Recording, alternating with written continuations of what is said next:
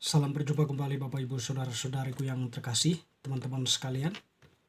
Pada kesempatan ini saya mengajak kita kembali lagi untuk mempersiapkan sedikit waktu kita mendengarkan sabda Tuhan yang kita ambil dari Penginjil Lukas bab 19 ayat 1 sampai 10. Sakeus. Yesus masuk ke kota Yeriko dan berjalan terus melintasi kota itu. Di situ ada seorang bernama Sakeus, kepala pemungut cukai, dan ia seorang yang kaya. Ia berusaha untuk melihat orang apakah Yesus itu, tetapi ia tidak berhasil karena orang banyak sebab badannya pendek.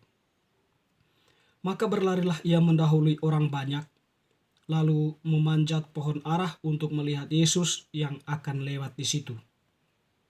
Ketika Yesus sampai ke tempat itu, ia melihat ke atas dan berkata, "Sakeus, segeralah turun sebab hari ini aku harus menumpang di rumahmu." Lalu Sakeus segera turun dan menerima Yesus dengan sukacita.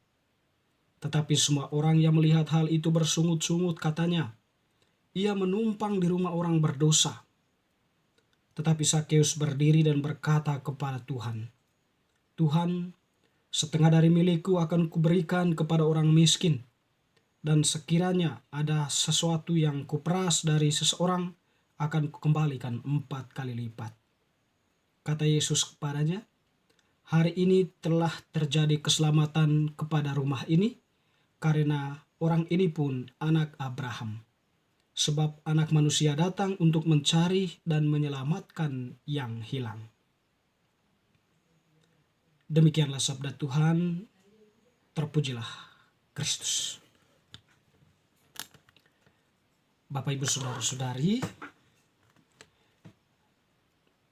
penginjil sinoptik bercerita tentang Sakeus ini tentu selalu bercerita dalam satu versi yang hampir atau mirip sama ya. Demikian pun penginjil Lukas pada kesempatan ini menampilkan juga cerita tentang Sakeus. Kalau kita kembali kepada penafsiran tentang kisah Sakeus ini, ada banyak penafsiran yang ditampilkan di sana oleh para teolog ataupun orang-orang yang mempunyai otoritas untuk itu, atau orang-orang yang memiliki pemahaman sekitar berkaitan dengan cerita Sakeus ini. Tetapi secara sederhana pada kesempatan ini marilah kita mencoba melihat agak lebih dalam berkaitan dengan posisi Sakeus, dan juga kita melihat Maria di situ. Kita memahami Sakeus itu adalah pribadi yang tidak cukup tinggi ya. Ketika hal itu kita bisa tahu dari bagaimana ketika Yesus berada di kerumunan orang banyak, Sakeus tidak bisa menjumpai Yesus karena badannya pendek atau tidak tinggi untuk bisa menjumpai Yesus, melihat Yesus secara langsung. Dan oleh karena itu Sakeus mencari bantuan atau sarana penting yang bisa membantu dia untuk bisa melihat seperti apakah Yesus itu. Sakeus memilih sebuah pohon. Jadi pohon ini coba kita refleksikan sebagai Maria. Kita memahami Maria atau banyak santo-santa yang memiliki devosi kuat kepada Maria,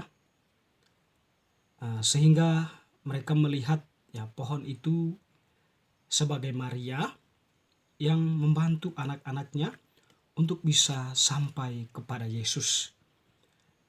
Santo Montfort merefleksikan atau merenungkan posisi Maria itu sebagai jalan yang mudah, singkat, dan sempurna untuk sampai kepada Yesus.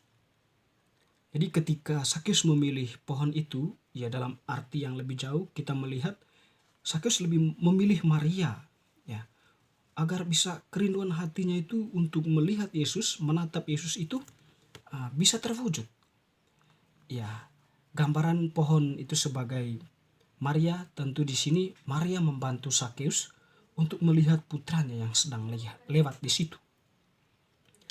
Teman-teman saudara-saudariku yang terkasih, yang menarik terlepas dari hal itu, yang menarik dari kisah ini adalah setelah Yesus itu lewat di bawah pohon dan melihat, menatap Sakeus, dan Sakeus pun menatap Yesus, ada sebuah perjumpaan yang terjadi di sana. Yesus yang membuka percakapan. Yesus mengatakan, Sakeus, segeralah turun, ya, sebab aku harus menumpang di rumahmu. Dan di situ respon Sakeus menerima Yesus dengan penuh sukacita. Ya, setelah melalui sebuah perjalanan yang cukup panjang, Sakeus naik pohon dan ternyata usaha Sakeus itu tidak sia-sia. Allah menghargainya dengan meminta Sakeus untuk memberi kesempatan agar Tuhan itu boleh menumpang di rumahnya. Dan di sini pun Sakeus mendapatkan sebuah kunjungan mulia dari Allah. Ya. Dan yang terjadi di sana adalah ada sebuah transformasi dalam diri Sakeus, di mana Sakeus kemudian menyadari bahwa ini adalah Tuhan. Dia mengatakan, Tuhan, setengah dari milikku akan kuberikan kepada orang miskin, dan sekiranya ada sesuatu yang kuperas dari seseorang, akan kukembalikan 4 kali lipat. Artinya kan sebuah perbuatan yang melipat ganda, perbuatan kebaikan. Ya, di situ transformasi Sakeus setelah Tuhan mengunjungi dia. Dan transformasi ini sangat penting, membuka sebuah persepsi baru dari Yesus sendiri, bahwa Yesus itu datang bukan untuk orang-orang yang baik saja, tapi juga dia datang untuk orang berdosa. Sebab kepala pemungut cukai dalam pandangan orang-orang Yahudi waktu itu, secara khusus orang Farisi itu, mereka melihat kepala pemungut cukai termasuk Sakeus ini adalah orang berdosa, karena mereka itu adalah kaki tangan dari bangsa Romawi, yang memang dalam konsep mereka setiap orang yang bekerja sama dengan orang-orang asing atau bangsa asing, mereka itu adalah orang-orang yang bukan dikategorikan sebagai Israel yang sejati. Mereka itu adalah orang-orang yang terpinggirkan, atau orang-orang yang setengah Yahudi. Sehingga mereka mencap para pemungut cukai atau para pekerja bangsawan Romawi itu sebagai orang-orang kafir. Tuhan tidak melihat sampai ke situ. Tuhan melihat hati yang membuka akan kehadiran Tuhan.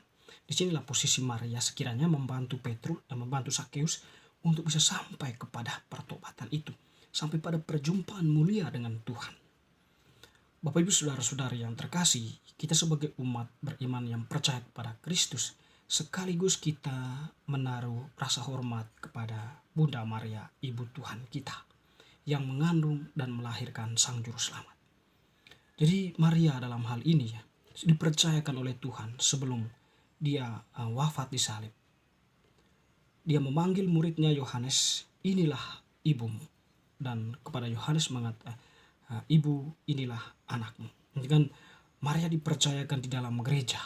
Dan tentu kepercayaan ini tidak terlepas dari latar belakang atau posisi Maria yang sudah pantas dan layak di hadapan Allah. Dia sudah menjalankan apa yang menjadi kehendak Allah dengan sepenuh hatinya. Di sini Yesus menempatkan Maria dalam gereja agar umat beriman, gereja belajar pada Maria, belajar para kebijakan-kebijakan Maria, pada kesetiaan, kerendahan hati, iman, dan sebagainya Sehingga kemudian itu semua nanti akan membantu manusia untuk seharus umat beriman untuk bisa menaiki pohon itu dan mampu menatap Tuhan yang memandang kita juga. Atau dengan jalan Maria itu kita dengan mudah bisa menatap Tuhan, menjadi serupa dengan Tuhan, sehingga kita pun boleh memperoleh cahaya ilahi yang dipancarkan. Dan situ pun secara tidak langsung Maria membawa kita pada sebuah pertobatan setelah kita bisa memandang Sang Putra, bisa berkomunikasi dengan Sang Putra.